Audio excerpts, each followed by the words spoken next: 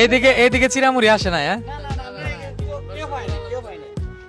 আসলে এইদিকে হয়তো ওইরকম ভাবে কেউ খোঁজ খবর দিতে পারে না। রোডে যারা গেছে, পুরুষ যারা গেছে এরা পাইছে, কিন্তু বাড়ি ঘর কেউ পায় নাই। আপনারা সবাই জানেন ফেনীবাসী মোটেও ভালো নেই।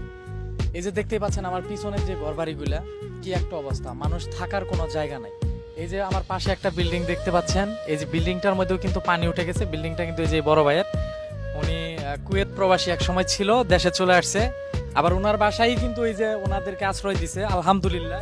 ওনার সাধ্য অনুযায়ী ওনার আশেপাশের যে প্রতিবেশী যারা আছে তাদেরকে উনি আশ্রয় দিছে। আপনার জন্য দোয়া রইল, আল্লাহ তাআলা যেন আপনার সব সময় ভালো করে, আল্লাহুম্মা আমিন। সব সময় যেন গরিব অসহায় মানুষের পাশে অবশ্যই এটা যদি আমরা গরিবদেরকে যদি একটু সাহায্য সহানুভূতি না করি, তাদেরকে যদি আশ্রয় না দিই, তাহলে আমাদের এই দুনিয়াতে বেঁচে থাকার কোনো দুই পয়সার দামও নাই। সেটাই। আসলে এই রকম সময় যে আপনি অসহায় মানুষদের আপনার বিল্ডিং এ যে আপনি আশ্রয় দিছেন, এটা হচ্ছে অনেক বড় কিছু।